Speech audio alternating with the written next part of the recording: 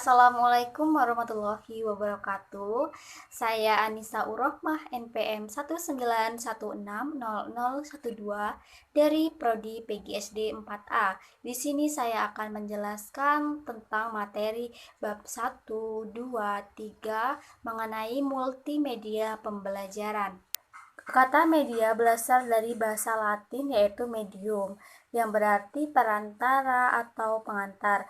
Dalam bahasa Arab, media adalah segala sesuatu yang dapat digunakan untuk menyampaikan pesan dari pengirim ke penerima.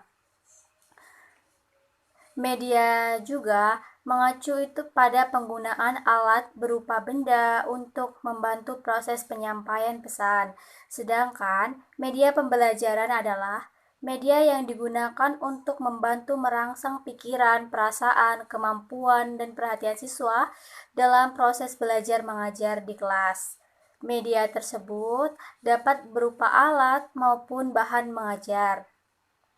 Media pembelajaran juga merupakan klasifikasi pengalaman menurut tingkat dari yang paling konkret ke yang paling abstrak, di mana partisipasi observasi dan pengalaman langsung memberikan pengaruh yang sangat besar terhadap pengalaman belajar yang diterima siswa. Fungsi media dalam proses belajar mengajar yaitu yang pertama, menyaksikan benda yang ada atau peristiwa yang terjadi pada masa lampau dengan perantara seperti gambar, potret, slide, dan video. Selanjutnya, kelebihan kemampuan media ada 3, yaitu yang pertama, kemampuan fiksatif, kemampuan manipulatif, dan kemampuan distributif. Kemampuan fiksatif ini yaitu artinya dapat menangkap, menyimpan, dan menampilkan kembali suatu objek atau kejadian. Selanjutnya yang kedua, kemampuan manipulatif. Manipulatif ini artinya media dapat menampilkan kembali objek atau kejadian dengan berbagai macam perubahan manipulasi sesuai dengan keperluannya. Misalnya diubah ukurannya, kecepatannya, warnanya. Kemudian yang ketiga, kemampuan distributif. Artinya itu media mampu menjangkau audiens yang besar audiensnya dalam secara serentak. Misalnya siaran TV, radio. Selanjutnya ada hambatan-hambatan komunikasi dalam proses pembelajaran. Yang pertama ada verbalisme, salah tafsir, perhatian tidak berpusat, dan yang terakhir tidak terjadinya pemahaman. Selanjutnya saya akan menjelaskan tentang manfaat dan fungsi media. Manfaat media itu yaitu dalam proses belajar mengajar, yaitu yang pertama, pembelajarannya akan lebih menarik perhatian siswa sehingga dapat menumbuhkan motivasi belajar. Bahan ajarnya itu akan lebih jelas maknanya sehingga dapat menjadikan siswanya lebih paham dan memungkinkan mereka untuk menguasai materi. Dengan menggunakan media, pendidikan secara tepat dan bervariasi dapat diatasi sikap pasif peserta didik. Jadi dengan adanya media ini dapat menimbulkan motivasi belajar siswa sehingga siswanya dapat aktif dalam pembelajaran. Kemudian juga jadi dengan adanya media pembelajaran ini, proses pembelajarannya akan lebih menarik perhatian siswa, pembelajarannya akan lebih produktif, waktunya juga lebih dapat dikondisikan, dan dapat meningkatkan motivasi siswa dalam mempelajari sesuatu dan meningkatkan kadar keaktifan keterlibatan siswa dalam pembelajaran. Selanjutnya, jenis dan pengklasifikasi media pembelajaran berdasarkan pengalaman dapat digolongkan ke dalam 3 jenjang pengalaman, yaitu yang pertama pengalaman langsung, yang kedua pengalaman tiruan, dan ketiga pengalaman dari kata-kata. Berdasarkan persepsi indera, media diklasifikasikan menjadi 3 kelas, yaitu media audio, media visual, dan media audiovisual. Media audio adalah media yang hanya mengandalkan suara saja, seperti radio. Media ini cocok untuk orang yang mempunyai kelainan dalam pendengaran. Selanjutnya media visual. Media visual adalah media yang hanya mengandalkan indera penglihatan.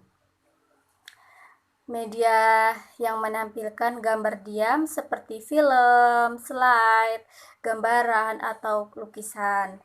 Selanjutnya media audio visual.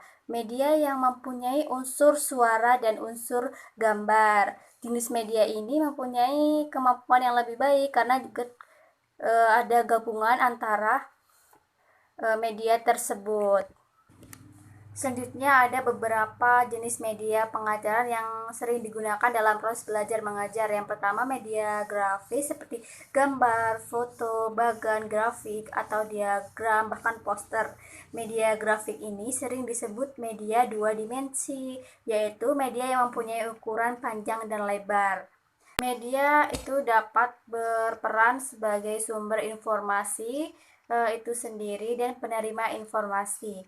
Pengajaran dengan menggunakan televisi dapat mengatakan bahwa media televisi itu merupakan sumber informasi, sedangkan dalam penyuluhan media merupakan sarana informasi seperti radio sebagai alat penerima informasi. Dalam pendidikan, media difungsikan sebagai sarana untuk mencapai tujuan pembelajaran. Karenanya, informasi yang terdapat dalam media harus melibatkan siswa baik dalam mental, dalam bentuk aktivitas yang nyata, sehingga pembelajarannya dapat terjadi. Materinya harus dirancang secara sistematis dan psikologis, serta ditinjau dari prinsip belajarnya agar dapat menyiapkan instruksi belajar yang efektif. Selanjutnya saya akan menjelaskan tentang multimedia pembelajaran. Multimedia pembelajaran adalah berbagai macam kombinasi grafik, teks, suara, video, dan animasi yang menjadi satu kesatuan yang dapat digunakan dalam mencapai tujuan pembelajaran. Keunggulan yang dimiliki oleh multimedia pembelajaran interaktif yaitu sebagai media pembelajaran, yaitu dapat memberikan pembelajaran dengan penyimpanan informasi yang baik. Desain pembelajaran yang dituju bagi siswa dengan karakteristik belajar siswa yang berbeda. Yang ketiga, langsung ditujukan bagi domain pembelajaran yang efektif tertentu. Yang keempat, menghadirkan pembelajaran yang realistis dan dapat meningkatkan motivasi peserta didik. Kemudian menuntut peserta didik akan lebih interaktif dan kegiatan pembelajarannya itu bersifat individual dan memiliki konsistensi materi yang diberikan, dan siswa memiliki pengendalian kecepatan terhadap kecepatan setiap individu. Dalam cangkupannya, multimedia interaktif ini dapat mengubah materi yang sifatnya abstrak menjadi konkret, serta dapat memberikan siswa partisipasi aktif dalam pembelajaran, mendapatkan pengalaman nyata, mengamati kejadian dalam media, dalam bentuk simbol. Dengan adanya multimedia pembelajaran ini, sehingga proses belajarnya itu dapat terlaksana, terciptanya tujuan belajar dan termotivasi dalam proses belajar mengajarnya, sehingga proses hasilnya itu menjadi maksimal.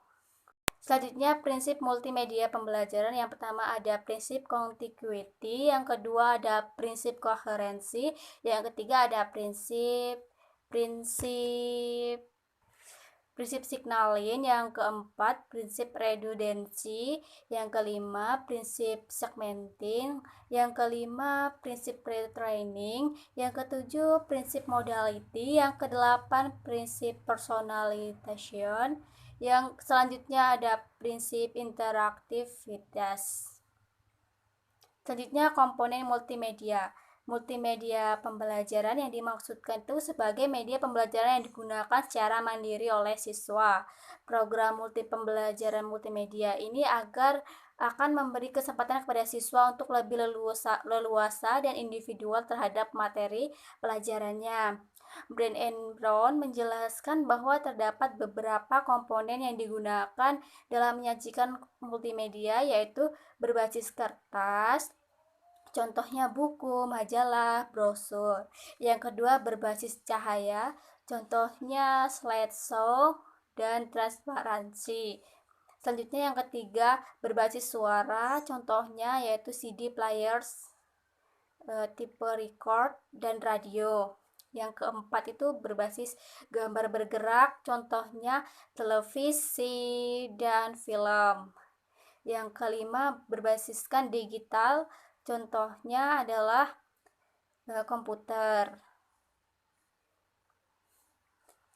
Selanjutnya ada beberapa aspek yang harus ada dalam multimedia pembelajaran, yaitu ada umpan balik, percabangan, kemudian ada penilaian, monitoring, kemajuan, petunjuk, tampilan, dan terakhir itu tampilan. Selanjutnya ada kelebihan dan kekurangan multimedia pembelajaran. Kelebihannya yaitu multimedia itu bersifat interaktif dan fleksibel dan memberikan umpan balik pada siswa dan kemudahan dalam mengkontrol. Sedangkan kelemahan multimedia hanya berfungsi sebagai sesuai yang telah diprogramkan, memerlukan peralatan multimedia yang cukup mahal, kemudian membutuhkan keahlian, kemudian mengembangkan tim yang profesional dan membutuhkan waktu yang cukup lama dalam perancangan produksi multimedia tersebut. Selanjutnya saya akan menjelaskan cara pengembangan multimedia. Proses pembelajaran berbantu multimedia menggunakan multimedia ini dalam sistem belajar mengajar dapat memungkinkan peserta didik untuk berpikir kritis, menjadi pemecah masalah, lebih cenderung untuk mencari informasi dan lebih termotivasi dalam proses belajar.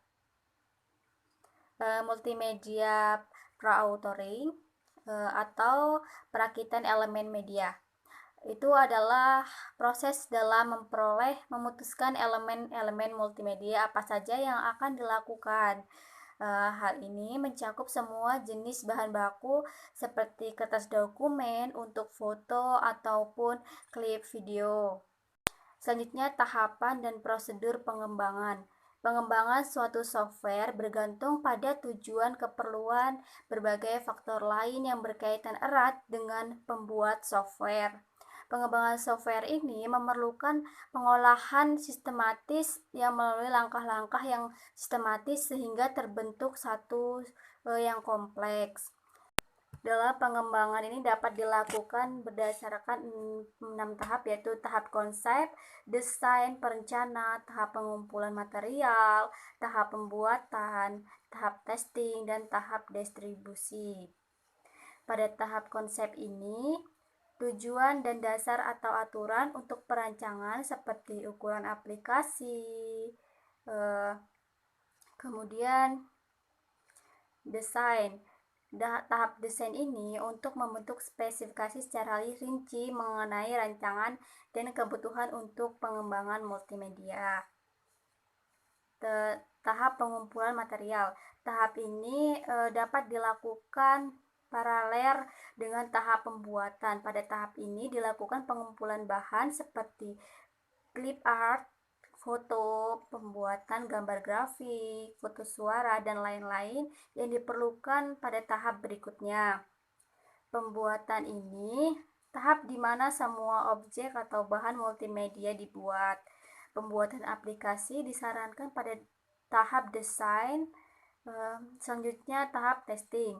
Tahap testing ini dilakukan setelah pembuatan dan data dimasukkan penggunaan ini serta dari aplikasi tersebut dan dapat menggunakan sendiri, terutama aplikasi interaktif. Selanjutnya yang terakhir tahap distribusi. Tahap distribusi ini adalah tahap di mana aplikasi disimpan dalam suatu media penyimpanan. Pada tahap ini, jika media penyimpanan tidak cukup untuk menampung aplikasi tersebut, maka dilakukan kompresi terhadap aplikasi tersebut. Pengembangan multimedia interaktif. Model pengembangan adalah langkah sistematis dalam membuat program multimedia pembelajaran interaktif. Model pembelajaran interaktif ini ada model APET, kemudian ada model AD, model LSC Troplin, model LEE, dan model Evers dan Baron. Kemudian ada model Bird, Brown and Gall. Demikian materi yang dapat saya jelaskan. Saya akhiri. Wassalamualaikum warahmatullahi wabarakatuh. We were both young, gray eyes, and the flashback stars, I'm standing there.